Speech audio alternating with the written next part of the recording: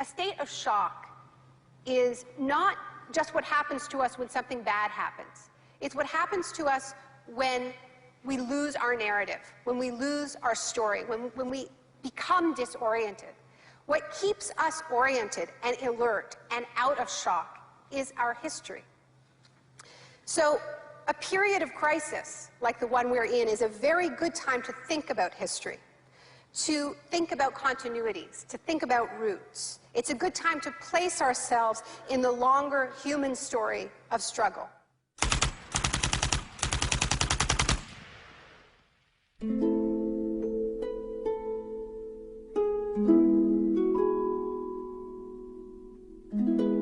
L'histoire a commencé le 1er juin 1951, le jour où des membres des services de renseignement occidentaux rencontrèrent en grand secret des universitaires à l'hôtel Ritz-Carlton de Montréal. Cette réunion allait lancer un programme de recherche sur la privation sensorielle à l'université McGill, programme financé par l'armée. Sensory deprivation really is a way of producing extreme monotony. It causes loss of critical capacity. The thinking is less clear. The subject complains that he can't even daydream. And when you have college students that can't daydream, they're in a bad way. I began to think while we were doing our experiments that it's possible that something that involves physical discomfort or even pain might be more tolerable than simply the deprivation conditions that we studied. Ebb décida de cesser de travailler sur le programme. But I had no idea when I suggested that what a vicious weapon, potentially vicious weapon, this could be. These are the days and ours are the occasions. Mais les expériences se poursuivirent sous la direction du chef du département psychiatrie, l'ambitieux docteur Ewen Cameron. What he did was much more than what we had done. We did our work strictly with the understanding that the subject could get up and walk out at any point he wished to, and some of them did. Les patients de Cameron n'eurent pas cette chance. L'Institut Allen, qui abritait les services de Cameron, devint une prison macabre, où le psychiatre se livrait à d'étranges expériences sur ses patients. Cameron voulait déstructurer ou nettoyer l'esprit de ses patients, de façon à pouvoir les reconstruire à partir de zéro. Janine Huard était une jeune mère de 4 enfants et elle souffrait de dépression postnatale. I used to shiver when they told me about, you're going to get a shock treatment tomorrow. I used to shiver. I was so scared of it.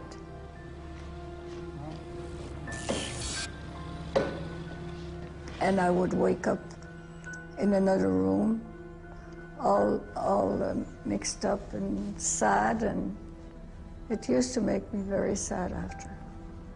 You're just like a zombie walking around.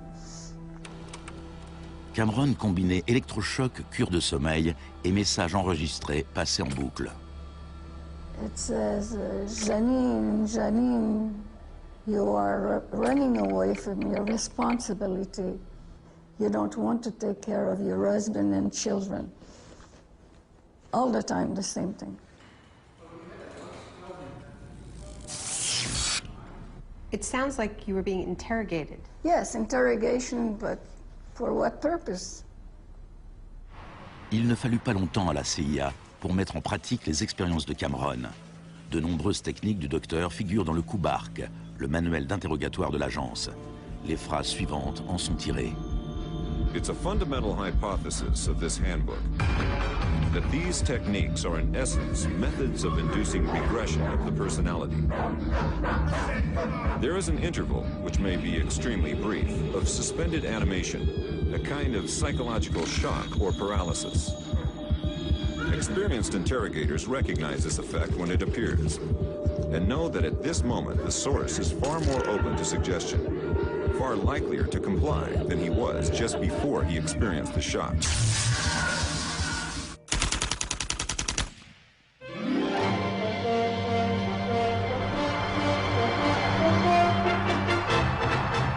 À l'époque où Ewen Cameron menait ses expériences à Montréal, l'adepte d'un autre type de choc exerçait ses talents pas très loin de là. Milton Friedman enseignait l'économie à l'université de Chicago. Il croyait qu'une thérapie de choc appliquée à l'économie pousserait la société à accepter une forme plus dérégulée du capitalisme. En octobre 2008, au paroxysme de la plus grave crise financière depuis 1929, Naomi Klein se rendit à l'université de Chicago pour tenir une conférence sur Milton Friedman. When Milton Friedman turned 90, the Bush White House held a birthday party for him. And everyone made speeches, including George Bush. But there was a really good speech that was given by Donald Rumsfeld. My favorite quote in that speech from Rumsfeld is this. He said, "Milton is the embodiment of the truth that ideas have consequences." What I want to argue here is that the economic chaos that we're seeing right now on Wall Street and on Main Street and in Washington stems from many factors, of course, but among them are the ideas of Milton Friedman. Le krach de Wall Street en 1929 entraîna la Grande Dépression des années 30.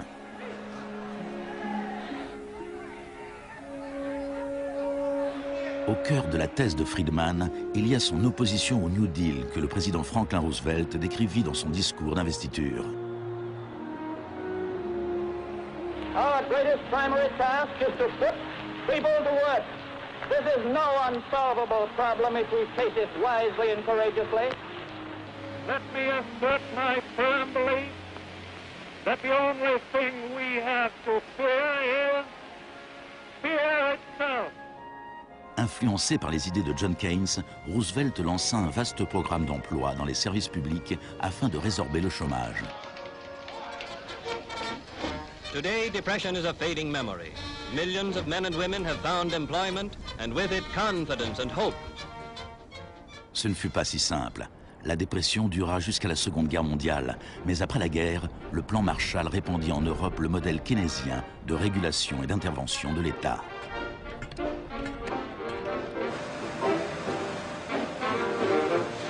Les principes de Keynes étaient largement acceptés dans la société, mais pas au département d'économie de l'Université de Chicago.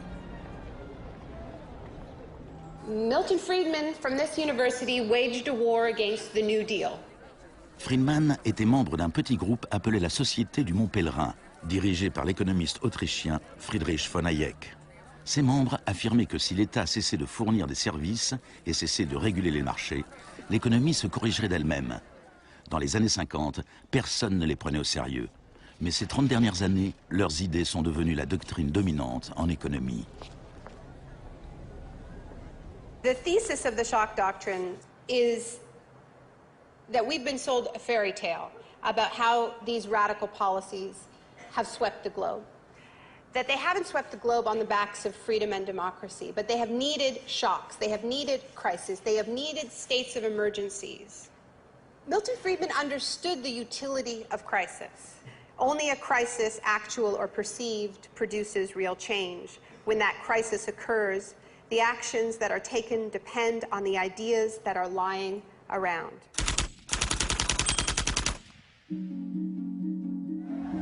C'est au Chili que les disciples de Friedman apprirent pour la première fois à exploiter un choc ou une crise de grande ampleur. Usually the official storytellers of neoliberalism, the official publicists, don't even mention Chile. They start the story with Thatcher and Reagan because it's much more flattering that way. Dans les années 50 et 60, les politiques progressistes de développement mises en œuvre au Chili étaient un exemple pour tous leurs voisins. L'État investissait dans la santé, l'éducation et l'industrie. Les sociétés américaines commencèrent à s'inquiéter pour leurs investissements. La réaction du département d'État américain fut de financer les études des étudiants chiliens et sud-américains afin qu'ils puissent venir étudier l'économie de marché auprès de Milton Friedman. The University of Chicago had a joint arrangement with the Catholic University of Chile, under which a great many Chilean students came to the University of Chicago, were trained by us and received PhDs. Ces étudiants retournèrent au Chili pour y enseigner. Le département économie de l'Université catholique de Santiago devint une mini-école de Chicago. Arnold Harberger, l'économiste responsable du programme, se décrivait lui-même comme un missionnaire dévoué corps et âme. En 1970, le gouvernement d'unité populaire de Salvador Allende remporta les élections en présentant un programme de nationalisation de larges secteurs de l'économie. la compagnie de téléphone chilienne appartenait en majorité à une compagnie américaine, ITT, qui fut à la pointe du combat pour empêcher l'élection d'Allende. ITT avait le soutien de Richard Nixon à la Maison-Blanche. I was not there, but I can tell you what we now know to be a fact. He ordered the CIA to prevent Allende from assuming the presidency. And indeed, they tried to get me to lean on the Chilean military right after Allende was elected. Malgré tous les efforts de la CIA, Allende fut officiellement déclaré président.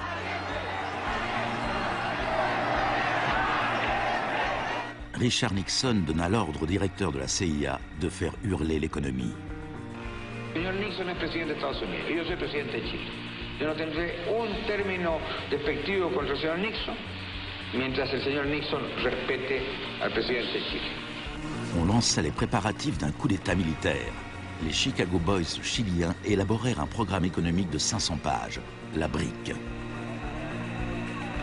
Grâce à des fonds américains, on fit tout pour déstabiliser l'économie.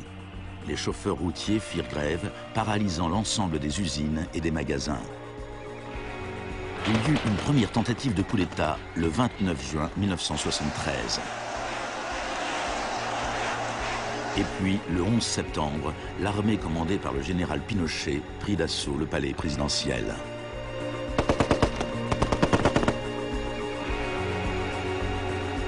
Cela faisait 41 ans que le Chili vivait dans une démocratie pacifique, quand elle fut brutalement renversée par la violence.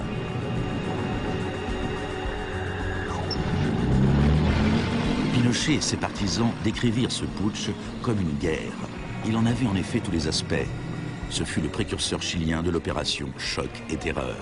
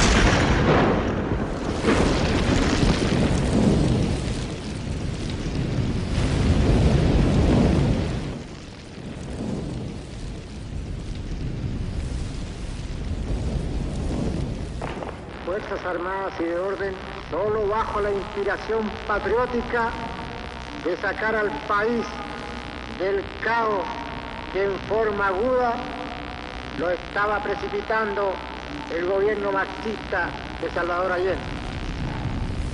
Les Chicago Boys remirent leur programme économique, la BRIC, à Pinochet.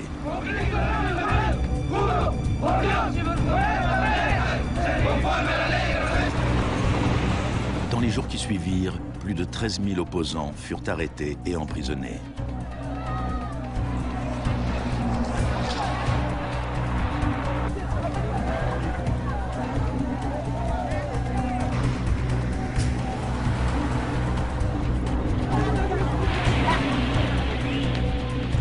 Des milliers de prisonniers furent enfermés dans le stade national. Beaucoup furent torturés. Dans le monde entier, on parlait du Chili. ¿Cuántas personas?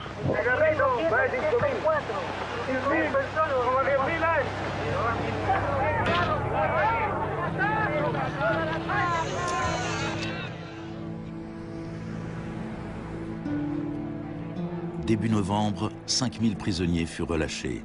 Les 900 hommes qu'ils laissaient derrière eux furent transférés dans d'autres centres de détention.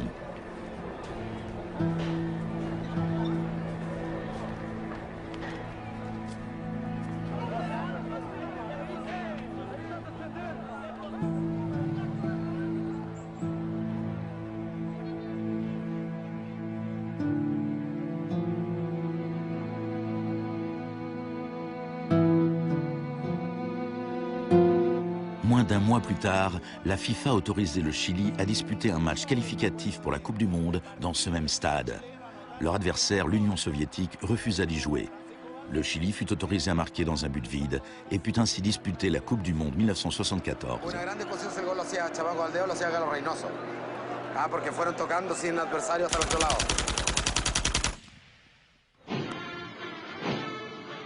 Pinochet imposa à une population sous le choc la politique recommandée par les Chicago Boys. Fin du contrôle des prix, privatisation des entreprises publiques, suppression des taxes à l'importation et coupe dans les dépenses publiques. Plus tard, Friedman reconnut ouvertement l'importance de l'expérience chilienne.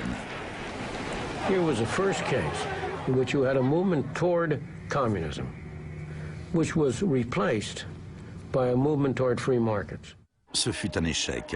Un an plus tard, l'inflation s'élevait à 375% par an. C'était la plus forte au monde. Alors, en mars 1975, Arnold Harberger et Milton Friedman s'envolèrent pour Santiago. He used a phrase that had never before been used in a real-world economic crisis. He called for shock treatment. He said that he was like a doctor that was going to help a country that was suffering an epidemic, and he was simply prescribing the medicine. Friedman écrivit que le général Pinochet était séduit par l'idée d'un traitement de choc, mais qu'il était clairement effrayé par le chômage provisoire qui pourrait en découler.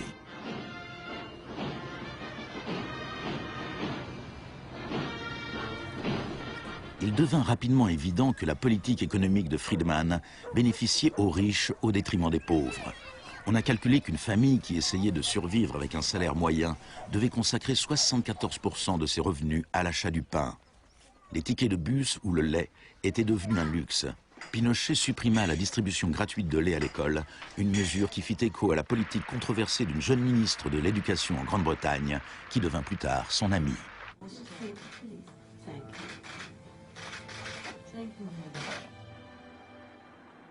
Pour mettre en œuvre cette politique économique, il fallait avoir un ennemi à craindre. Tampoco creo que se haya triunfado totalmente sobre el marxismo. El marxismo es como un fantasma. Cuesta mucho tomarlo. Mejor dicho, no se puede tomar.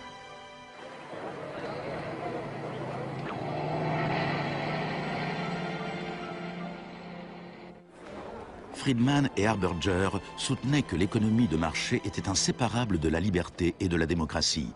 Mais au Chili, où leurs idées étaient mises en application dans le contexte d'une dictature militaire, c'est le contraire qui était vrai.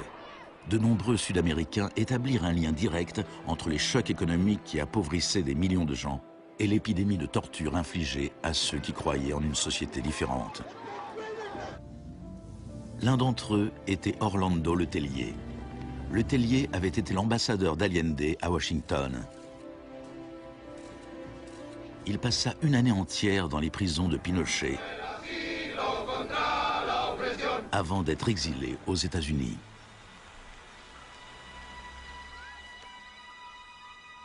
Voici ce qu'écrivait Letelier en 1976.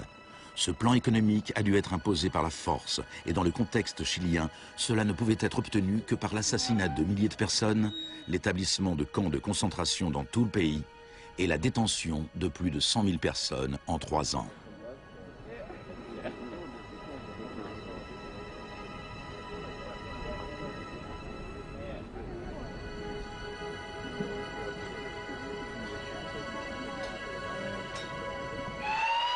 Moins d'un mois plus tard, Letelier fut tué dans un attentat à la bombe. Good evening. A powerful bomb today tore through a car as it was driving along Washington's usually quiet Embassy Row. The Chilean was Orlando Letelier, who also had been foreign minister during the last months of the late Salvador Allende's Marxist regime. Richard Roth reports. Un membre de la police secrète de Pinochet, Michael Townley, était derrière l'attentat. Il était entré aux États-Unis grâce à un faux passeport avec l'accord de la CIA. Michael, buenas noches. Buenas noches, Pablo. La opinión del Poder Judicial chileno, ¿hay confianza en él? Mire, yo Confío plenamente en la justicia chilena como patriota y luchador antimarxista y juntista por sobre todas las cosas. Malgré sa confiance, Thornley fut extradé aux États-Unis et condamné pour le meurtre de Letellier. Au Chili, la dictature militaire de Pinochet dura 17 ans. Et pourtant, Harberger refusait toujours de voir la réalité. You cannot have a repressive government for long within a genuinely free economic system. L'année même où Orlando Letellier fut assassiné, Milton Friedman reçut le prix Nobel d'économie. You know, you people have such a distorted idea of what went on. Let me tell you some facts. Number one, I was offered 2 honorary degrees by universities in Chile before I went down. I refused to take them because those universities were being supported in part by public funds, and I did not want to appear in any way to provide any support to the political system in Chile. I'm not a representative of Chile. I'm not an advisor to Chile. I have no commitments to the government of Chile.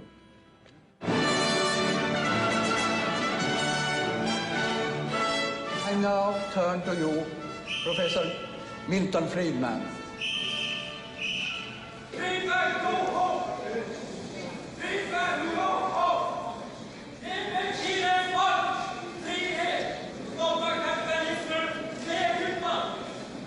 I am very sorry for this incident.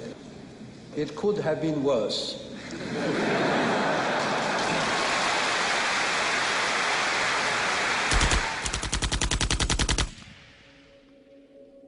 What I'm trying to do in the shock doctrine is tell an alternative history of how this savage stream of pure capitalism that we've been living, capitalism unrestrained, came to dominate the world. Le Chili n'était pas le seul pays d'Amérique latine qui suivait la politique préconisée par l'école de Chicago. Les disciples de Friedman tenaient des postes clés au Brésil et ils conseillaient le gouvernement uruguayen.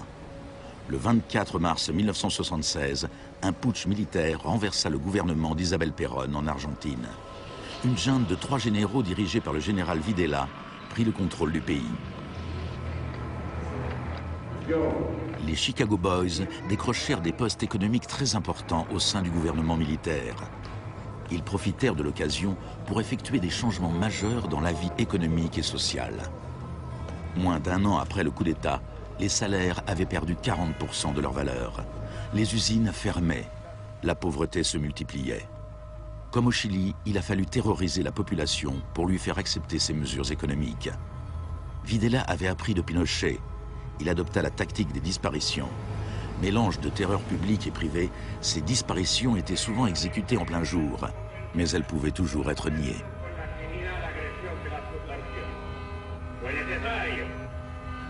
Cumplimiento de la misión que la nación le tiene asignada, articular la defensa de la sociedad argentina. Las reglas de esta guerra no convencional, que no buscamos ni provocamos, son distintas.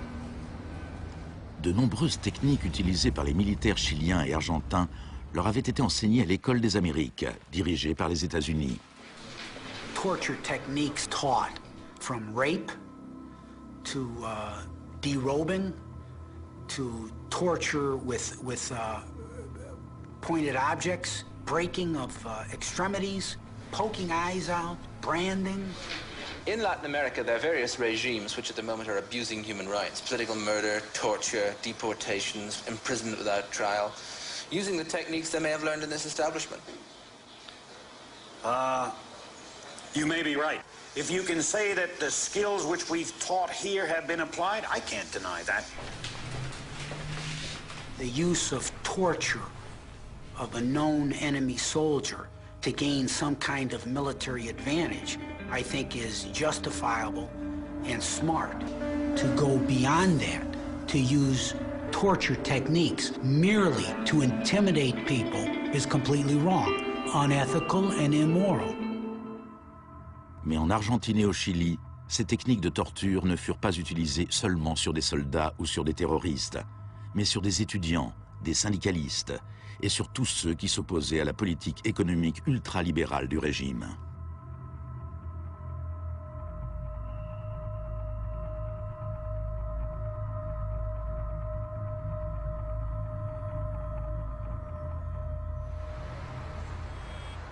En 1978, la junte accueillit la Coupe du Monde en Argentine. La finale se joua dans un stade situé à 1 kilomètre à peine du plus grand centre de détention du pays, où des milliers de prisonniers étaient torturés. Decir que con los goles, con el grito de gol, se tapaba la voz de los secuestrados, los gritos de los secuestrados era una realidad. Organización extraordinaria, miles y miles de banderas, miles y miles de gargantas enronquecidas, 25 millones de argentinos que tienen un solo color, el celeste y blanco. El fútbol ha hecho el milagro del país, de este maíz maravilloso que nos siguen atacando a aquellos. Et l'Argentine poussa le régime de la terreur encore plus loin que le Chili. Parmi les disparus se trouvaient des centaines de femmes enceintes. On les laissa accoucher avant de les exécuter.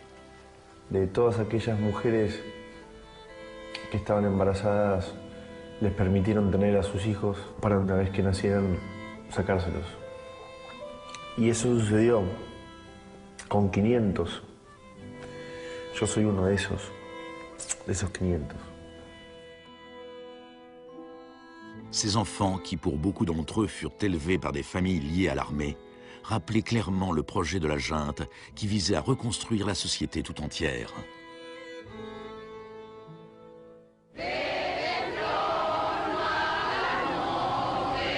Alors que la junte était toujours au pouvoir, des mères et des grands-mères de disparus commencèrent à manifester sur la place de Mai.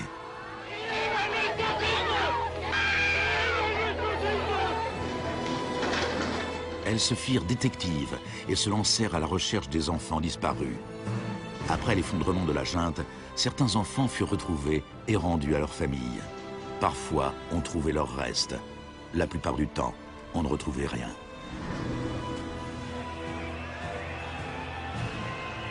Le général Videla fut reconnu coupable de meurtre, d'enlèvement et de torture.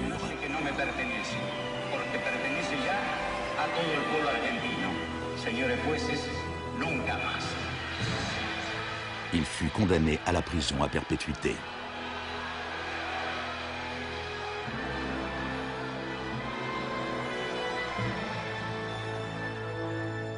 Now, these early experiments in Latin America presented Friedman and his cohorts with a serious ideological problem. Friedman had promised that these policies would not just make the elites richer, but that they would create the freest possible societies, that this was a war against tyranny, that capitalism and freedom went hand in hand. Yet here we see that in the 70s, the only countries putting these ideas into practice were military dictatorships. Nixon had fully supported imposing these types of brutal free market policies in South American dictatorships. But when it came to domestic economic policy in the United States, where Nixon had to worry about getting re-elected, it was a very, very different story.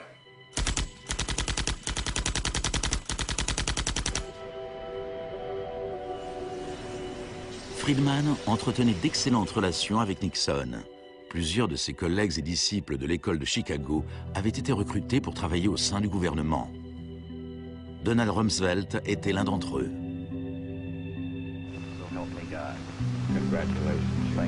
Mais en 1971, en plein marasme économique, Nixon tourna le dos aux idées de Friedman et imposa une politique de contrôle des salaires et des prix. Rumsfeld fut chargé de l'appliquer. I have for long been opposed to the wage and price control. I believe it involves government intervention with the freedom of individuals. I think it's intolerable. Cette politique keynésienne fut un succès et Nixon fut réélu pour un second mandat à une écrasante majorité. C'était un camouflet pour Friedman. Puis, en 1979, Margaret Thatcher fut élue Premier ministre du Royaume-Uni. Son gourou intellectuel était l'ancien mentor de Milton Friedman, Friedrich von Hayek. Et à peine un an plus tard, Ronald Reagan était élu président des États-Unis.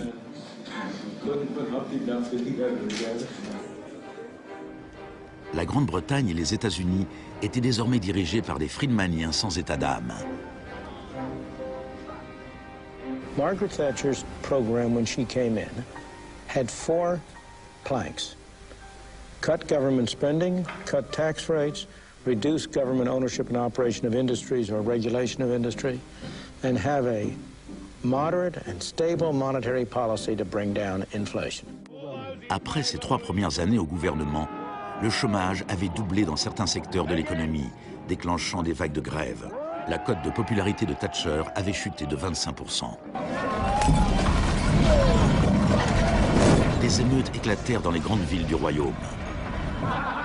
Même les admirateurs de Thatcher se posaient des questions. The economic performance of the Thatcher government has been mixed.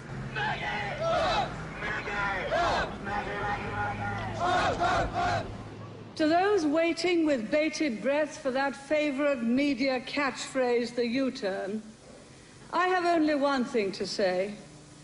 U-turn if you want to.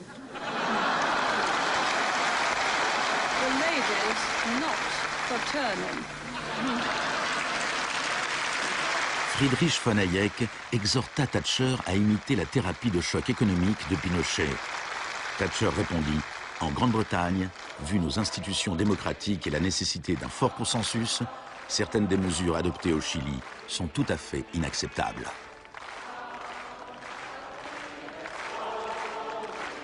Thatcher's profound unpopularity seemed to be proving once again that free market fundamentalism was simply too unpopular, too directly harmful to too many people to survive in a democratic state where governing requires getting the consent of the governed, unlike a military dictatorship.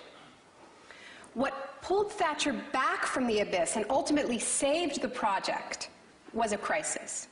Indeed, it was the ultimate crisis. It was a war. We are here because for the first time for many years, British sovereign territory has been invaded by a foreign power. The government has now decided that a large task force will sail as soon as all preparations are complete. HMS Invincible will be in the lead. La plupart des Britanniques n'avaient jamais entendu parler des îles Malouines.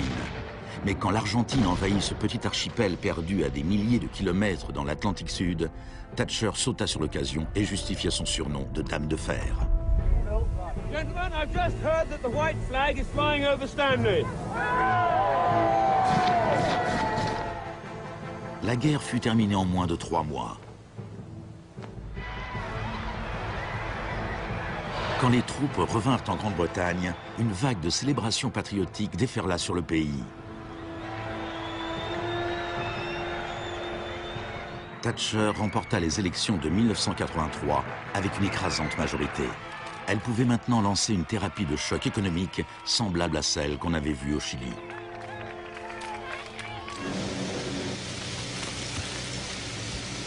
L'Union nationale des mineurs était alors le plus puissant syndicat britannique.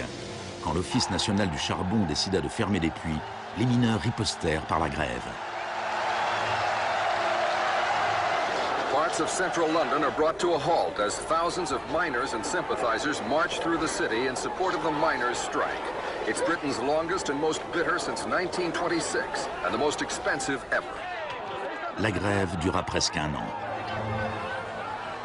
Thatcher utilisa tous les moyens à sa disposition pour en finir avec le syndicat.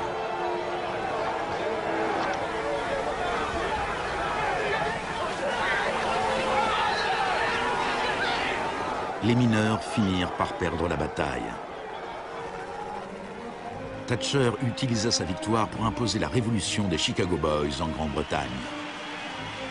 On lança des campagnes publicitaires pour promouvoir le gigantesque programme de privatisation. Thatcher vendit l'industrie de l'acier, le service des eaux, les compagnies d'électricité, de gaz, le téléphone, les compagnies aériennes et le pétrole. Les HLM furent vendus, les services municipaux soumis à adjudication. En 1986, les systèmes bancaires et financiers furent dérégulés. On parla de Big Bang. No one here tonight needs reminding that the Big Bang is only a beginning. Dans la Grande-Bretagne d'avant Thatcher, un PDG gagnait 10 fois plus qu'un ouvrier. En 2007, il gagnait plus de 100 fois plus.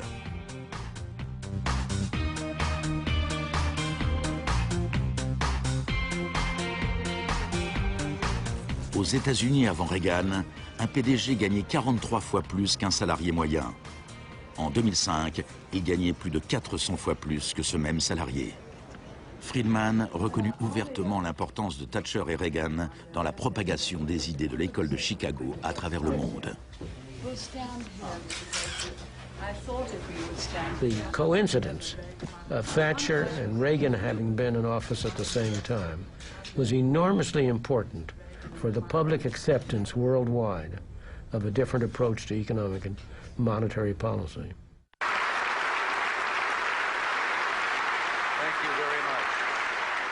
What I'm describing now is a plan and a hope for the long term.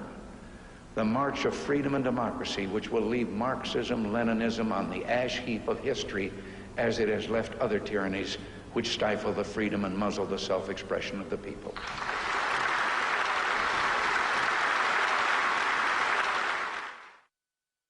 Now, we all know the fairy tale about the fall of communism, that the West under Reagan and Thatcher looked so prosperous to the people of the former communist bloc that they themselves demanded radical free market policies.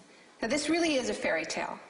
It is true that people who had been living under authoritarian communism genuinely wanted democracy. And it's also true that people wanted to be able to go out and buy blue jeans and have Big Macs. That is true. But that does not mean that they wanted the kind of Wild West capitalism of oligarchs gone mad and no social protections that so many Eastern Bloc countries actually ended up with and suffer under to this day. Thatcher, qui avait fait tout ce qu'elle pouvait pour briser la puissance des syndicats en Grande-Bretagne, se rendit en Pologne en 1988 pour afficher son soutien au syndicat ouvrier Solidarność.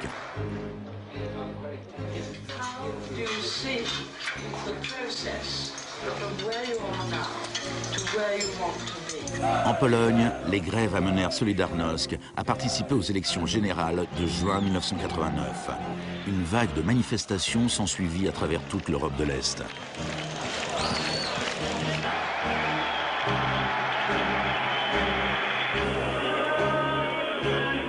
Par le passé, l'Union soviétique avait écrasé par la force tout mouvement démocratique. Mais l'Union soviétique avait à sa tête un nouveau type de leader. Mikhail Gorbatchev était engagé à fond dans la glasnost et la perestroïka. Il parlait d'une troisième voie, d'une transition progressive vers une social-démocratie à la scandinave, quelque chose qui serait situé entre l'économie de marché capitaliste et le communisme. Gorbatchev plaisait au public et aux politiciens occidentaux.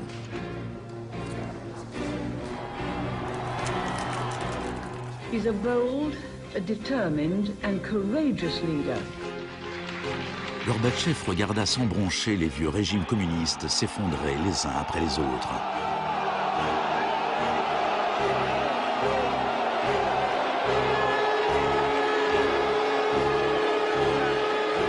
À la fin de l'année, le plus célèbre symbole de la division de l'Europe s'écroulait.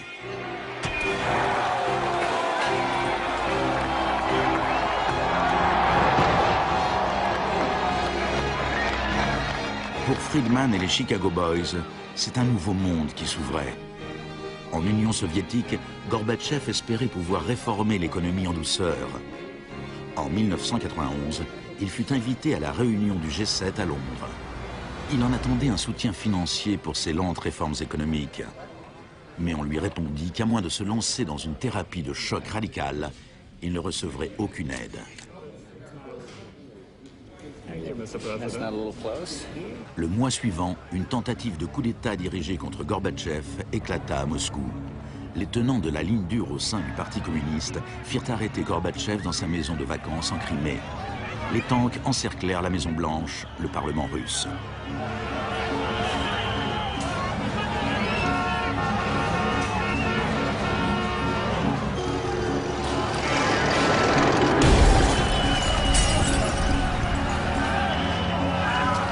the chaos of street clashes, it was obvious that to reinforce their position, the hardliners would have to resort to violence. Such action between the people and the security forces has not been seen since the early days of the Russian Revolution. By dawn this morning, amid a sea of debris, it was becoming clear that the coup was disintegrating. The Russian parliament building was unscathed, the military had not made their move. Inside, Boris Yeltsin was more powerful than ever. Ce fut l'heure de gloire de Boris Eltsine.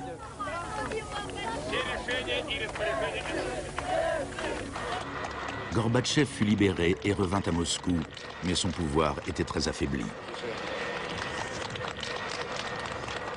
Я выражаю признательность за принципиальную позицию россиянам, президенту России Борису Николаевичу Ельцину.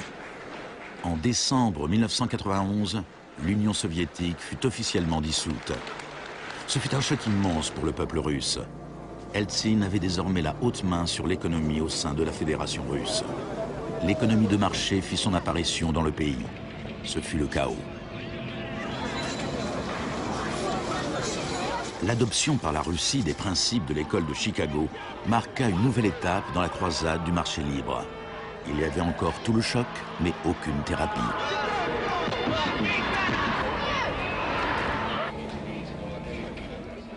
On vantait l'émergence d'un capitalisme populaire, mais dans les faits, seule une petite poignée d'affairistes amassait des fortunes considérables. Les entreprises publiques furent bradées à des prix ridiculement bas. La presse russe surnomma les conseillers d'Eltsine les Chicago Boys.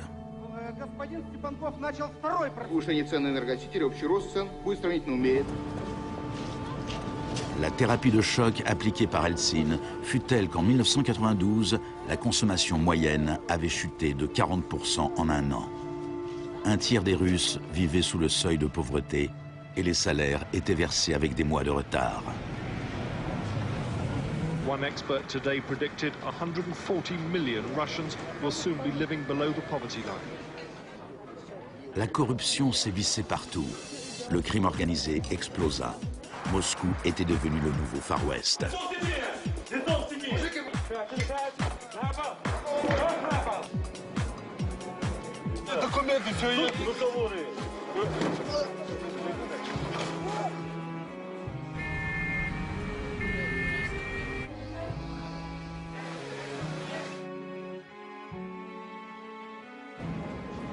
La majorité des Russes était contre les changements radicaux préconisés par les Chicago Boys.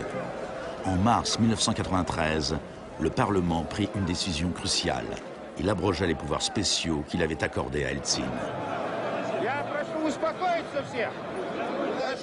Eltsine décréta l'état d'urgence. Mais la Cour constitutionnelle déclara sa décision illégale.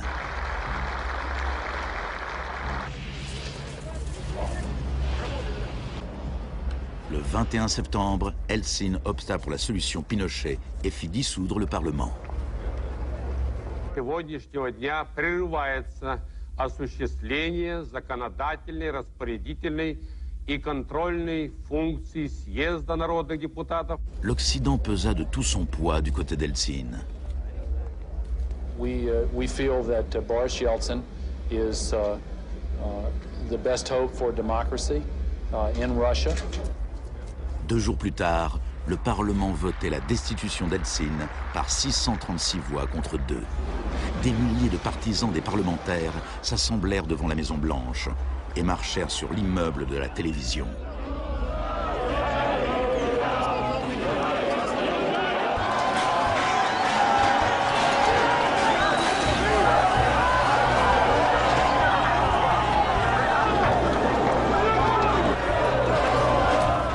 Les partisans du Parlement semblaient l'emporter. Eltsine interrompit ses vacances et rentra précipitamment à Moscou. Cette nuit-là, les troupes d'Eltsine reprirent l'initiative et une centaine de manifestants furent tués.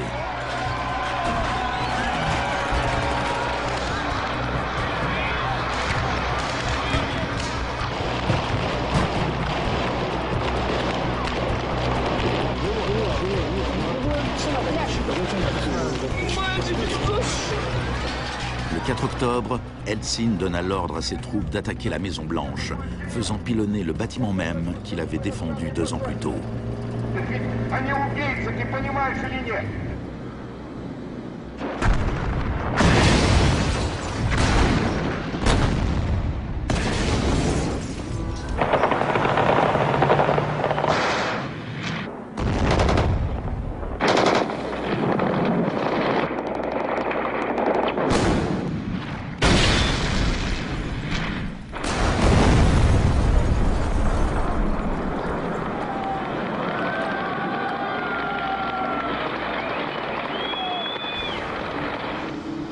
Warren Christopher, le secrétaire d'État américain, déclara « Les États-Unis ne soutiennent pas de gaieté de cœur la dissolution du Parlement, mais les circonstances sont exceptionnelles. »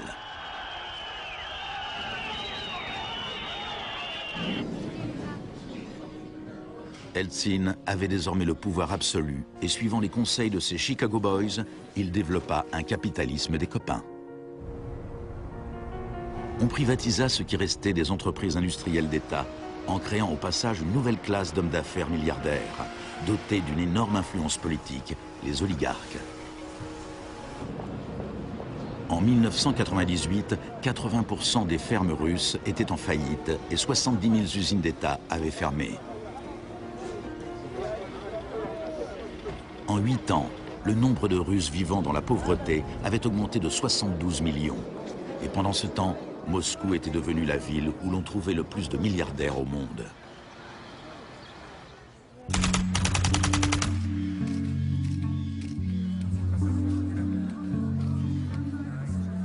Good afternoon. Thank you for coming. Today it is my honor to announce that I'm submitting the name of Donald Rumsfeld to be Secretary of Defense. I look forward to serving our country again. Rumsfeld avait déjà été secrétaire d'État à la Défense sous Gerald Ford, quand l'ennemi que l'on était censé craindre s'appelait l'Union soviétique. I'm not saying with certainty that the Russians are coming. I'm saying the trends are here. I'm not saying the Russians are 10 feet tall. I'm saying they used to be 5'3". They're now 5'9.5", and they're growing.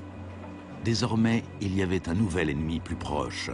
Dans un discours tenu le 10 septembre 2001, Rumsfeld annonça son intention de privatiser une grande partie de l'armée américaine. Milton Friedman aurait été fier de lui. Rumsfeld déclara « Le sujet aujourd'hui, c'est un adversaire qui pose une menace sérieuse pour la sécurité des États-Unis d'Amérique. Cet adversaire est l'un des derniers bastions de la planification. Il gouverne en imposant des plans quinquennaux. Cet adversaire vous rappelle peut-être l'ex-URSS, mais cet ennemi-là a disparu. Cet adversaire est plus proche de nous. C'est la bureaucratie du Pentagone. Aujourd'hui, nous déclarons la guerre à la bureaucratie. » Le lendemain, le vol 77 d'American Airlines s'écrasait sur le Pentagone, causant la mort de 184 personnes.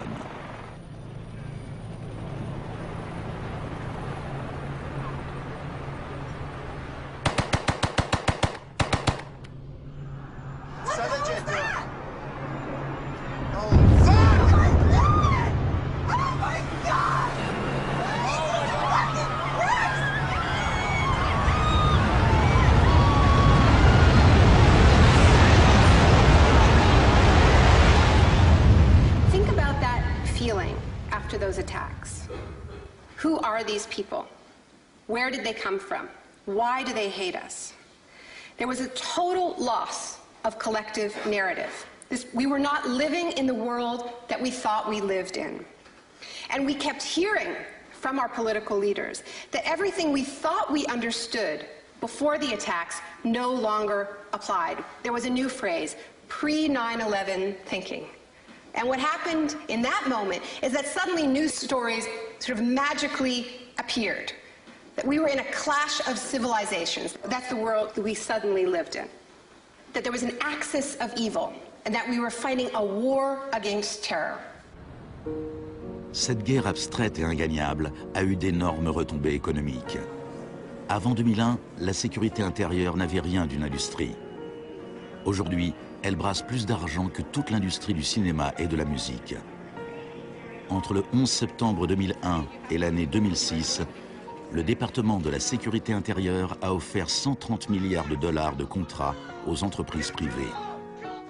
C'est le complexe du capitalisme du désastre, une nouvelle économie bâtie sur la peur. This will be a monumental struggle of good versus evil. The best defense against terror is a global offensive against terror, wherever it might be found. La première phase de cette guerre fut le bombardement de l'Afghanistan.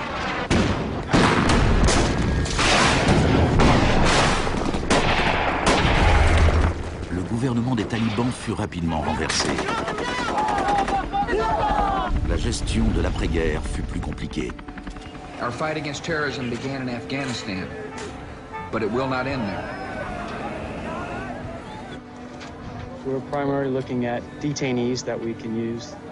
We're collecting intelligence.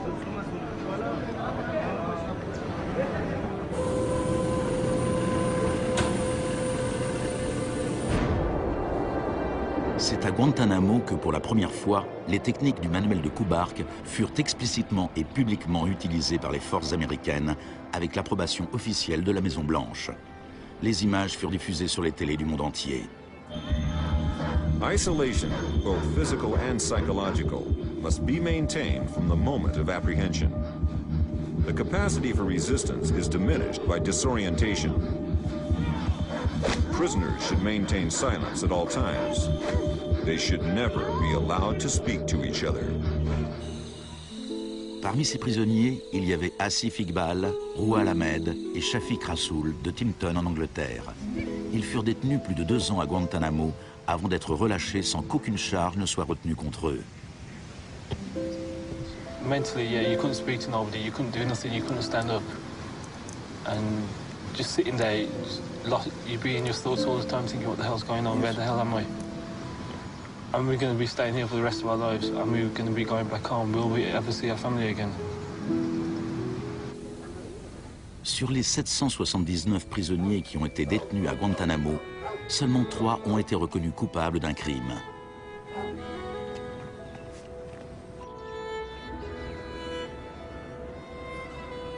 Well, the only thing I know for certain is that these are bad people. It was a message to the whole world, and the message was clear. It was, this is what happens to you if you get in our way. The war on terror is not about one man, and it is not about one country. De nombreuses raisons furent avancées pour justifier l'invasion de l'Irak. Mais si les États-Unis avaient vraiment voulu attaquer un pays où se cachaient sans doute les chefs d'Al-Qaïda, un pays qui possédait l'arme nucléaire et qui vendait cette technologie nucléaire à d'autres pays, alors c'est le Pakistan qui aurait dû être visé. Le Pakistan entretenait des relations étroites avec les talibans et il était dirigé par un dictateur militaire. Mais George Bush choisit comme cible l'Irak, un pays qui possédait les 3e plus grandes réserves de pétrole au monde.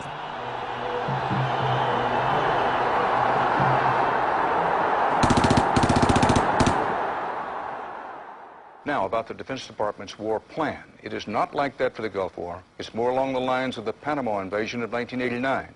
CBS News has been told it would start on what's called A-Day. A as in airstrikes. Airstrikes so devastating, they would leave Saddam's soldiers unable or unwilling to fight. The idea is to rain down the thunder so hard as to create, quote, shock and awe. If the Pentagon sticks to its current war plan, one day in March, the Air Force and Navy will launch between 300 and 400 cruise missiles at targets in Iraq. More than were launched during the entire 40 days of the first Gulf War. The sheer size of this has never been seen before, never been contemplated before. Harlan Ullman is one of the authors of the shock and awe concept, which relies on large numbers of precision-guided weapons. So that you have this simultaneous effect, rather like the nuclear weapons at Hiroshima, not taking days or weeks, but in minutes.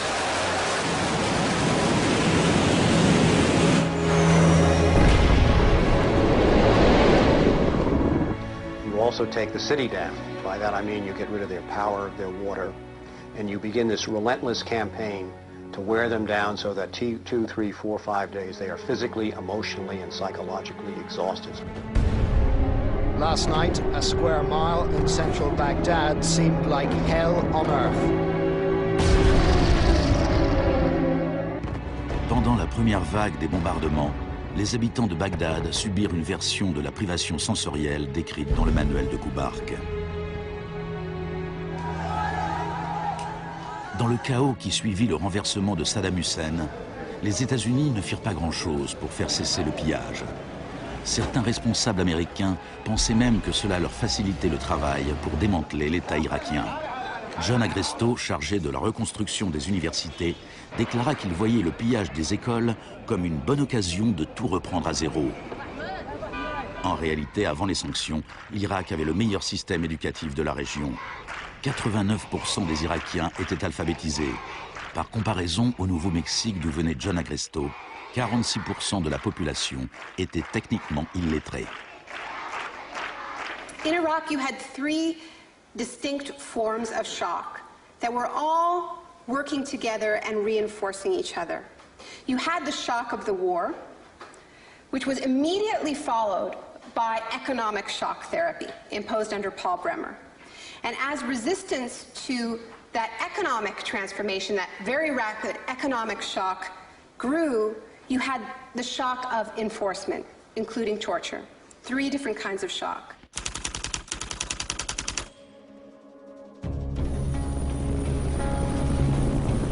En mai 2003, Paul Bremer fut nommé administrateur américain en Irak. 2 semaines après son arrivée, il déclara le pays ouvert aux affaires. We consider that the coalition had very broad authorities to determine the direction of the Iraqi economy.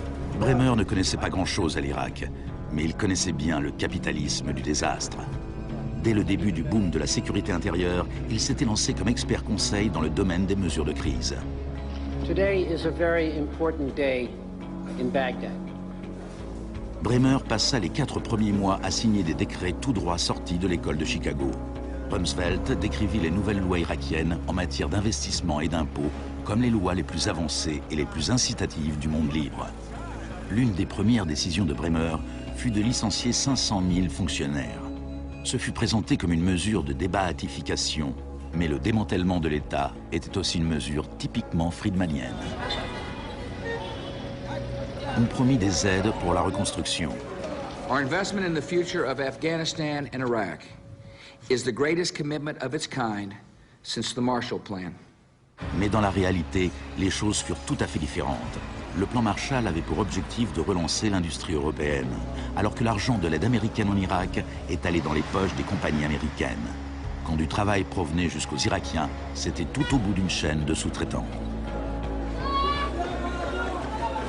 Creative Associates reçut plus de 100 millions de dollars pour rédiger des programmes éducatifs et imprimer les nouveaux manuels scolaires. La société de conseil en management et technologie Bearing Point reçut 240 millions de dollars pour élaborer un modèle économique basé sur le marché applicable à l'Irak.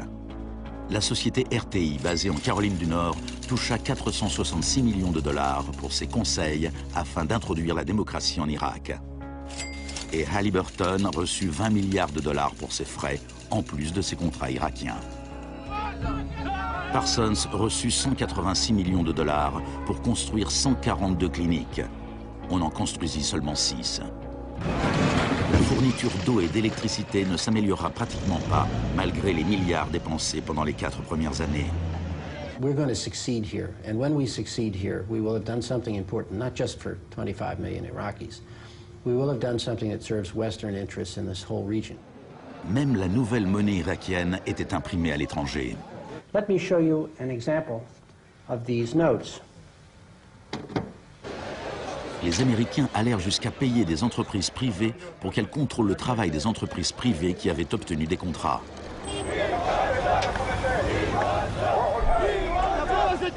I was in Baghdad in 2004, and this is the period when bombs started to go off regularly in Baghdad. In fact, the night that I arrived, a bomb went off very near our hotel.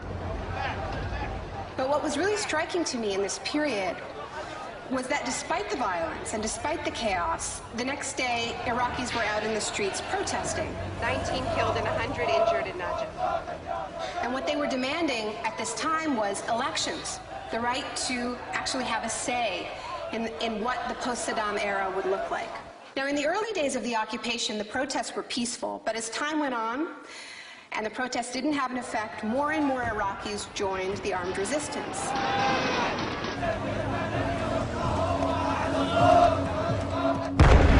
La violence devint le lot quotidien.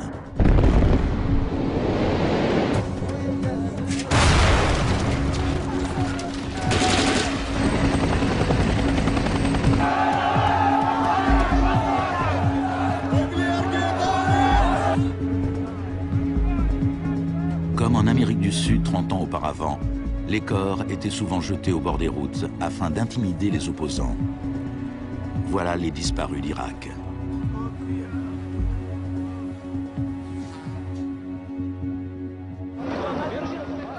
Il fallut prendre des mesures extrêmement violentes pour supprimer l'opposition.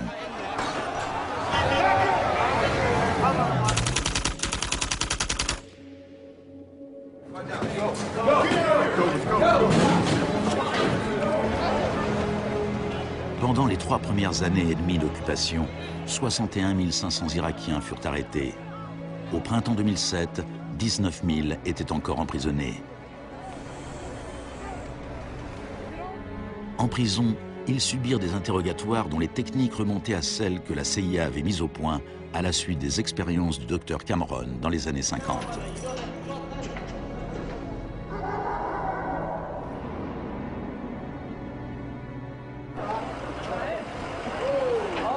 Selon la Croix-Rouge, les autorités militaires américaines reconnurent qu'entre 70 et 90% des arrestations en Irak étaient arbitraires.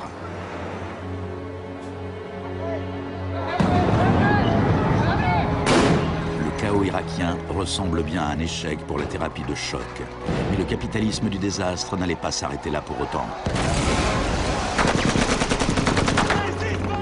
Le désastre lui-même présentait une bonne occasion de s'enrichir.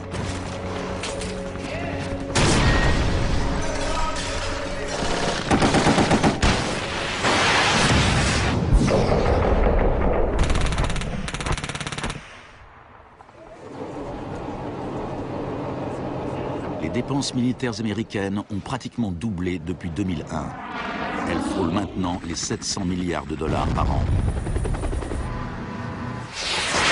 Déjà en 1961, le président Eisenhower, qui était pourtant tout sauf un homme de gauche, soulignait les dangers d'un appareil militaire trop puissant. Now this conjunction of an immense military establishment and a large arms industry is new in the American experience. We must guard against the acquisition of unwarranted influence, whether sought or unsought, by the military-industrial complex. We must never let the weight of this combination endanger our liberties or democratic processes. Il n'y a jamais eu dans l'histoire récente de guerre aussi privatisée que cette guerre en Irak. La zone verte de Bagdad est une version extrême de ce qui se passe ailleurs sur la planète. On a là un monde privatisé qui vit en sécurité, protégé du chaos extérieur.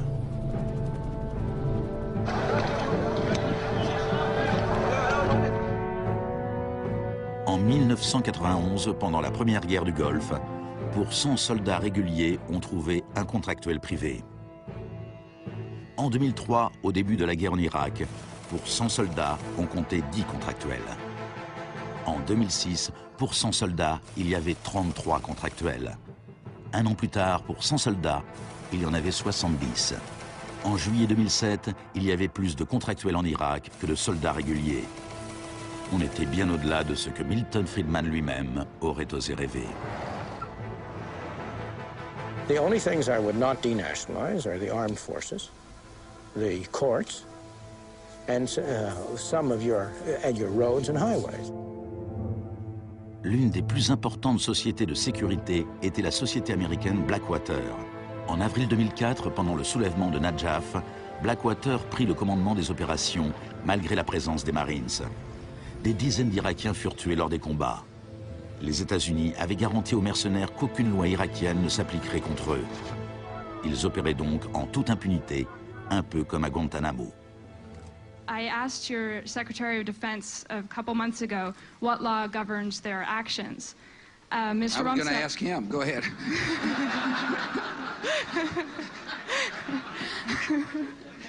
Help. Well, I was hoping... De même que la thérapie de choc de Cameron laissait ses patients perdus et brisés, les multiples chocs infligés à l'Irak ont réduit le pays à un violent chaos sectaire, sans foi ni loi.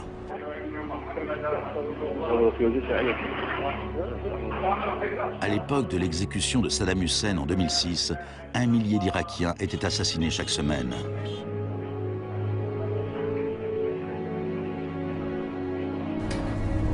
En avril 2007, le Haut Commissariat des Nations Unies pour les réfugiés estimait à 4 millions le nombre de personnes qui avaient dû quitter leur maison. Des centaines de milliers d'Irakiens étaient morts. I think the historians will write very clearly that we did a great and noble thing here.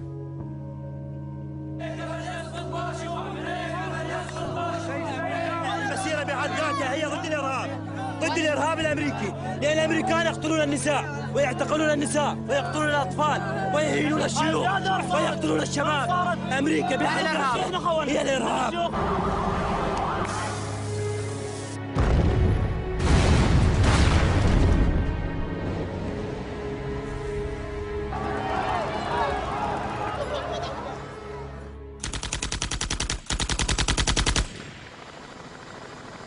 Quand l'ouragan Katrina frappa la Nouvelle-Orléans en août 2005, le monde découvrit avec stupéfaction une sorte d'apartheid du désastre. Les habitants les plus fortunés quittèrent la ville, tandis que des dizaines de milliers de gens vulnérables restaient coincés sans recevoir quasiment aucun secours de l'État. I went to New Orleans while the city was still underwater. And what I saw was that what I had witnessed in Iraq was repeating, not in the aftermath of a war, but in the aftermath of a tremendous natural disaster. Milton Friedman died in 2006. His very last piece of public policy recommendation was an op-ed he wrote for the Wall Street Journal 3 months after Katrina. He said, most New Orleans schools are in ruins, as are the homes of children who have attended them. The children are now scattered all over the country. This is a tragedy. It is also an opportunity to radically reform the education system. He was advocating the wholesale privatization of the school system of this city. It was his sort of swan song.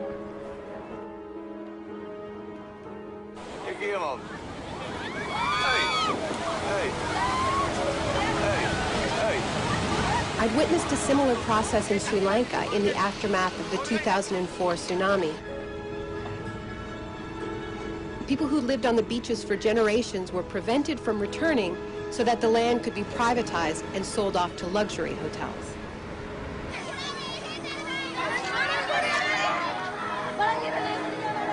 And this is exactly what I mean by the shock doctrine, the systematic raiding of the public sphere in the aftermath of a disaster.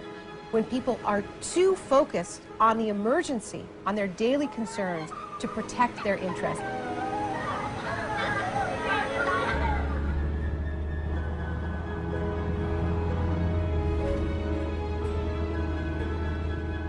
Le premier acte de résistance consisterait peut-être à refuser qu'on efface notre mémoire collective. En 2008, Naomi Klein se rendit à la Villa Grimaldi avec Isabelle Morel, la veuve d'Orlando Letelier. La Villa Grimaldi est un témoignage de la barbarie du régime de Pinochet et de sa défaite finale. Villa Grimaldi fue el principal centro de tortura mientras se buscaba implementar la política de shock económico. Esta es la que tú señalas en el libro como las casas de uno por uno donde estaban los detenidos en Villa Grimaldi. It's not that I loved Pinochet, but I think that he was our teacher in many things. We learned about evil.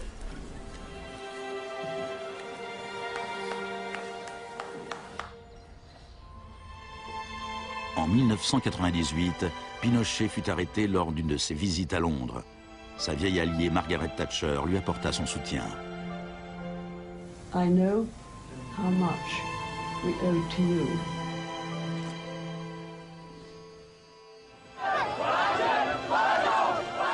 Il a fallu 30 ans pour que l'expérience économique inaugurée par Pinochet se fraie un chemin de l'autre côté du globe, jusqu'en Irak.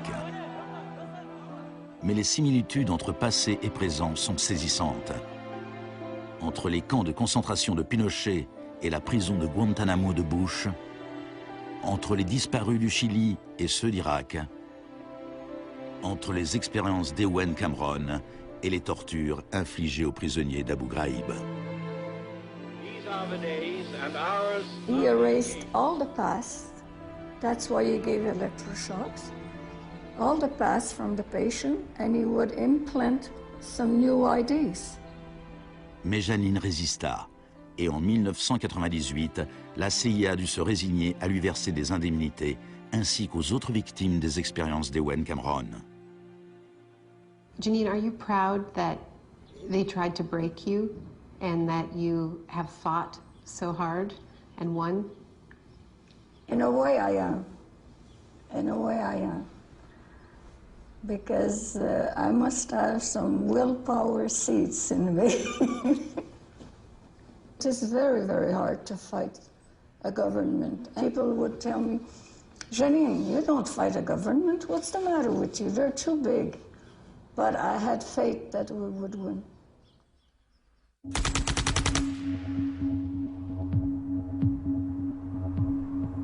Par nature, les marchés dérégulés sont volatiles. On laisse enfler des bulles financières qui inévitablement explosent. Depuis la dérégulation et le Big Bang des années 80, il y a eu plusieurs krachs boursiers. En 1987, il y eut le lundi noir. Les marchés dégringolèrent. Ce fut la plus forte chute de l'histoire du marché financier sur une seule journée. En 1992, il y eut le mercredi noir, le jour où les spéculateurs firent fortune en misant contre la livre sterling. En 1997, la contagion atteignit l'Asie. En un an, 600 milliards de dollars disparurent en fumée sur les places boursières.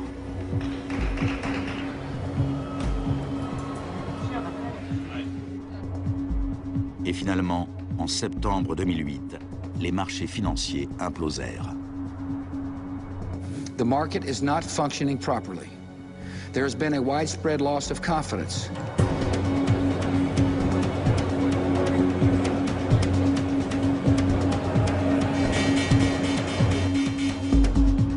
Le 14 septembre, Lehman Brothers se déclara officiellement en faillite. Et pourtant, une semaine plus tard, on apprenait que ces traders de New York allaient se partager 2,5 milliards de dollars de bonus. On estime que les firmes de Wall Street ont versé 18,4 milliards de dollars de bonus l'an dernier, l'année du krach. Despite the torrent of populist rhetoric about taking on the fat cats and standing up for the little guy and saving Main Street, not Wall Street, we are witnessing a transfer of wealth of unfathomable size. It is a transfer of wealth from public hands, from the hands of government, collected from regular people in the form of taxes, into the hands of the wealthiest corporations and individuals in the world. Needless to say, the very individuals and corporations that created this crisis. We are in the midst of a once-in-a-century credit tsunami. I found a flaw. I don't know how significant or permanent it is, but I've been very distressed by that fact. Aux États-Unis, c'est la crise financière qui a assuré la victoire d'Obama. Les Américains voulaient changer de cap.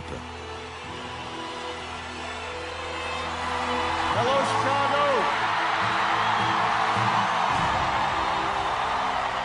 This crisis is clearly understood by almost everyone as being the direct result of this particular ideology of deregulation and privatization.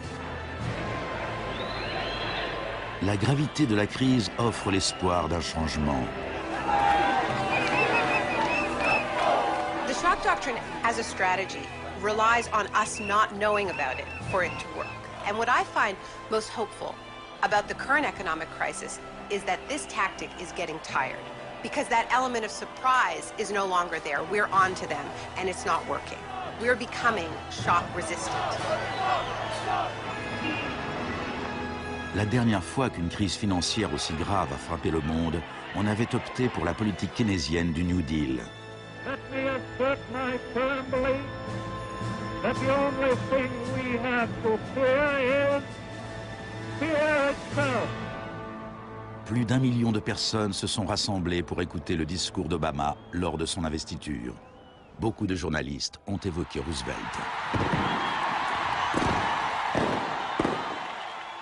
Now, there's been a lot of talk recently about comparing Obama to Franklin Delano Roosevelt. So I want to talk a little bit about FDR, because there's a great FDR story. And it could be an apocryphal one. About when he would be visited by some progressive organization or a union, and they would be proposing some new progressive policy that they wanted to be part of the New Deal. And he would hear them out, and he would listen to them, and then at the end he would say, now go out there and make me do it. And they did. In 1937, which was a pivotal year for the New Deal, do you know how many strikes there were in this country? 4,740 strikes, lasting an average of 20 days. Do you know how many strikes there were in 2007? 21. Now, the other reason to remember this history of struggle is that it tells us something very important, something that we need to remember at this moment when so much is at stake. It teaches us that if we want responses to this economic crisis that leave us with a world that is healthier, that is more just, that is more peaceful, we are going to have to go out there and make them do it. Thank you.